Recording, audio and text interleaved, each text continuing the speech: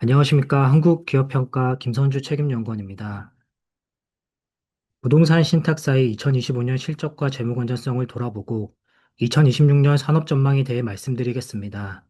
그리고 주요 크레딧 이슈를 두 가지 선정하여 이에 대한 답변을 드리는 방식으로 발표 진행하도록 하겠습니다. 부동산 신탁사의 2026년 산업 전망을 사업 환경과 실적 방향, 등급 전망으로 나누어 살펴봤습니다. 먼저 사업 환경은 여전히 비우호적일 전망입니다. 실적 방향은 수주 위축에 따른 수익 창출력 하방 압력이 지속될 것으로 보이나 대규모 대손 비용을 부담하였던 2024년과 2025년 대비 이익 창출력은 일정 수준 개선될 것으로 예상되는 점을 감안하여 유지되는 것으로 결정하였습니다. 사업 환경과 실적 방향, 재무 건전성 등을 감안한 부동산 신탁사의 등급 전망은 2025년과 동일하게 부정적입니다. 2025년 부동산 신탁사의 실적과 재무 건전성을 살펴보겠습니다. 2025년 부동산 신탁사는 영업수익이 감소한 가운데 대규모 대손 비용이 발생하며 저조한 수익성을 시현하였습니다. 영업수익 감소의 주요 원인은 토지 신탁 수익의 감소입니다. 최근 수년간의 토지 신탁 신규 수주 부진으로 2025년 3분기 누적 토지 신탁 수익이 3,630억 원으로 전년 동기 대비 약 28% 감소하였습니다. 올해도 신탁 개정대 확대에 따른 이자 수익 증가와 일부 회사의 리츠 관련 수익이 실적을 보완하였으나 신탁 개정대가 사업장 현금 흐름 악화에 따른 결과인 점과 리츠 관련 수익은 매각 보수 등 비경상적 요인의 비중이 높은 점을 감안하면 실질 수익 창출력은 숫자로 나타나는 것보다 약화된 것으로 판단됩니다. 2025년에도 신탁 개정대 증가 추세가 지속된 가운데 책임준공확약 관리형 토지 신탁을 중심으로 3분기 누적 7,223억 원에 달하는 대규모 대손 비용이 발생하였습니다. 이로 인해 1,870억 원의 단기순 손실을 기록하였으며 영업순이익률은 마이너스 15.2%로 저조한 수익성을 시현하였습니다. 신탁 개정대 증가로 재무건전성 지표도 저하되었습니다. 부동산 신탁사의 신탁 개정대 규모는 2024년 말 7.7조 원에서 2025년 6월 말 8.5조 원, 9월 말 8.8조 원으로 증가하였습니다. 신탁 개정대의 80% 이상이 요주 이하로 분류되어 요주 이하 자산 규모도 증가하였습니다. 2025년 6월 말 기준 요주 이하 자산 규모는 7.5조 원으로 전년 말 대비 1조 원 증가하였으며 충당금 적립 확대에도 불구하고 요주 이하 자산 대비 충당금 및 자기자본 비중은 11%포인트 하락하였습니다. 적자 시현에 따른 자본 감소와 차입 조달 확대의 영향으로 부채 비율 상승 추세도 이어졌습니다. 2025년 9월 말 업계 평균 부채 비율이 91.3%로 상승하였으며 전체 14개사 중 6개사의 부채 비율이 100%를 상회하는 것으로 나타나는 등 업계 전반적으로 레버리지 부담이 확대되었습니다. 신탁 개정대 증가와 자산 건전성 저하, 대손 준비금 확대 등으로 영업용 순자본이 감소하면서 영업용 순자본 비율도 상당 수준 하락하였습니다. 부동산 개발 경기 회복 지연과 지역 간 양극화로 2026년 부동산 신탁사의 사업 환경은 비우호적입니다. 부동산 신탁사의 토지 신탁은 사업 규모의 한계로 수도권 외곽과 비수도권 지역의 중소규모의 개발 사업에 집중되어 있습니다. 이에 따라 지방 부동산 경기 변동에 대한 민감도가 높은 편입니다. 공사비 상승 추세가 지속되고 있는 가운데 금리 및 주택 정책 불확실성 등으로 부동산 경기 회복이 지연되고 있습니다. 2025년 9월 말 기준 전국 미분양 주택 수는 6만 6천 호로 7만 5천 호에 달하였던 2023년 초 대비로는 감소하였으나 여전히 많은 수준입니다. 더욱이 악성 미분양으로 분류되는 중공업 미분양 주택 수는 증가 추세가 지속되며 2만 7천 호에 달하고 있습니다. 2025년 3분기 누적 주택 착공 물량은 17만 호로 2020년과 2021년의 3분의 1 수준에도 미치지 못하고 있습니다. 지역 간 양극화는 미분양 주택 분포와 초기 분양률 격차 등으로 나타나고 있습니다. 미분양 주택 중 비수도권 지역 비중이 77%, 중공업 미분양 기준으로는 84%에 달하고 있습니다. 민간 아파트의 초기 분양률의 경우 서울은 분양시장 호황기 수준을 회복한 모습이며 경인 지역도 80% 내외로 양호한 분양 성과를 보이고 있습니다. 반면 비수도권의 경우 뚜렷한 회복김이 없이 저하된 수준에 머물러 있는 것을 확인할 수 있습니다. 부동산 신탁사의 영업수익 하방 압력은 지속될 전망입니다.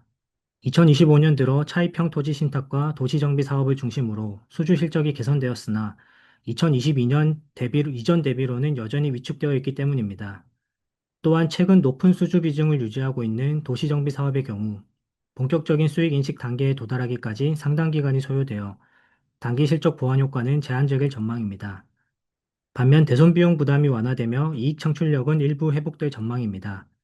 신탁 개정대와 대손 충당금 확대 추세가 다소 둔화된 가운데 2023년부터 이어진 대규모 충당금 적립으로 일정 수준 손실 완충력을 보유하고 있기 때문입니다. 다만 신탁 개정대 회수 지연에 따른 추가 대손 발생 가능성과 책준화격 관토신 소송 리스크 확대는 부담 요인이며 이익 회복 수준은 회사별 손실 완충력과 소송 리스크 부담 수준에 따라 차별적으로 나타날 전망입니다. 한국기업평가는 2025년 상반기 중 한국자산신탁과 하나자산신탁의 신용등급 전망을 부정적으로 변경하였으며 코리아 신탁의 신용등급을 하향 조정하고 신한자산신탁의 등급 전망을 부정적으로 부여한 바 있습니다. 회사별로 차이는 있으나 신탁 개정대 급증에 따른 재무 건전성 저하가 등급 및 전망 조정의 주된 원인이었습니다. 2026년에도 신탁 개정대 회수와 자본 확충 등을 통한 유의미한 수준의 재무 건전성 개선이 나타나지 않는다면 등급 하향 기조가 계속될 전망입니다. 이에 회사별 수익성과 재무 건전성 지표 회복 수준, 비우호적 사업 환경 하에서의 실적 대응력을 중점적으로 모니터링할 계획입니다. 다음으로 부동산 신탁사의 크레딧 이슈 두 가지를 선정하였습니다. 첫 번째 이슈는 책준화격 관토신의 잔존 부담 수준입니다. 먼저 책준화격 관토신의 PF 익스포저는 상당 수준 완화된 것으로 판단됩니다. 한국기업평가가 유효등급을 보유한 5개사의 책준화격 관토신 PF 대출 한도는 2022년 말 18조 원에서 2025년 6월 말 6조 원으로 감소하였으며 이 중 진행사업장 익스포저는 약 2조 원입니다. PF 익스포저가 완전히 해소되지는 않았지만 최근 수년간의 대규모 자금 투입을 통한 각고의 노력으로 상당수의 사업장이 준공되었으며 잔여 사업장의 공정 진척도가 양호한 수준을 보이고 있어 추가 공사비 투입 부담은 크지 않을 전망입니다. 다만 소송 리스크 확대에 따른 재무 부담 수준에 대해서는 모니터링이 필요합니다.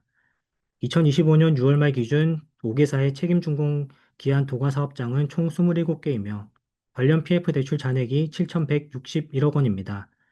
이 중 손해배상 소송이 제기된 사업장은 9개이며 관련 소송 금액은 총 3천억 원 수준입니다. 2025년 중 신한자산 신탁이 계류 중인 소송 3건에서 연이어 1심 패소하였으며 전액배상 판결에 따라 일부 사업장의 PF 대출을 대지급하였습니다. 이러한 패소 사례가 누적되면서 쟁점이 유사하거나 동일한 다른 소송에도 부정적인 영향을 미칠 가능성이 높은 것으로 판단됩니다.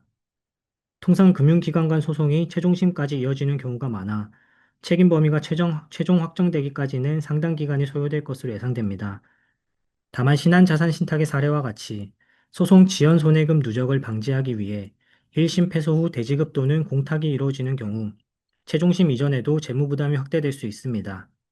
이에 따라 소송 익스포저가 큰 회사를 중심으로 사업장별 소송 경과와 PF 대지급 규모, 회수 가능가액을 반영한 충당급 적립 수준에 대해 면밀한 모니터링이 필요합니다. 두 번째 크레딧 이슈는 부동산 신탁사 영업수익 턴어라운드 가능한가입니다.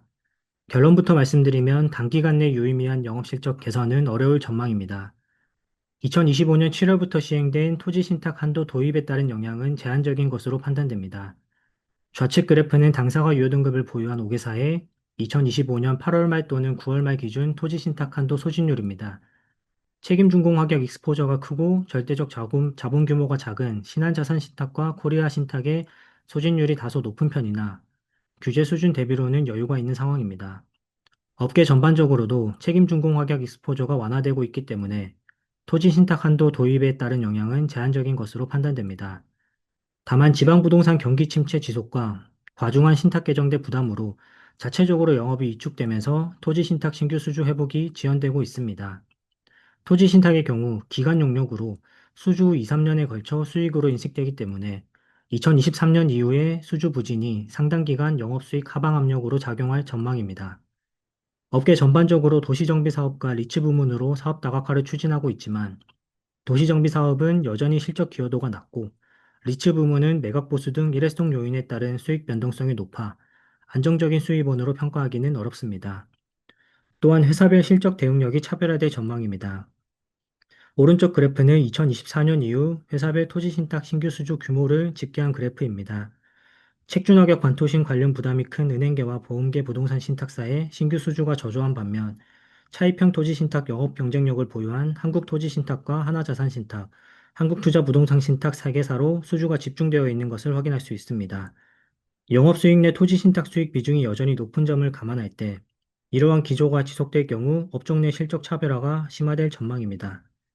이상으로 오늘 준비한 발표를 마치겠습니다. 바로 이어서 Q&A 시간을 갖겠습니다. 네, 오늘 시간 관계상 모든 질문에 답변 드리지 못하는 점 미리 양해 부탁드립니다. 이번에 답변 드릴 내용은 신탁사별 책임준공기한 도가사업장 PF 익스포저와 관련 소송 익스포저 규모, 그리고 재무부담 현실화에 따른 해결 방안입니다. 당사가 유효등급을 보유하고 있지 않은 회사의 데이터는 확보가 어렵기 때문에 상세한 현황을 파악하기는 어렵습니다. 다만 각사 공시자료 등을 종합해 봤을 때 2025년 6월 말 기준 업계 전체 책중기한 도가 사업장은 65개 내외이며 관련 PF 대출 잔액은 2.2조 원 수준으로 추산됩니다. PF 대출 잔액 기준으로는 KB부동산 신탁이 8천억 원대로 가장 크고 이어 무궁화 신탁과 신한자산 신탁이 각각 4천억 원대, 3천억 원대로 부담이 큰 편입니다. 책중기한 도과 관련 손해배상 소송은 업계 합산 25건 내외이며 소송 금액은 4,300억 원 수준으로 추산됩니다. 소송 금액 기준으로는 신한자산신탁과 KB부동산 신탁의 부담이 가장 큰 편입니다.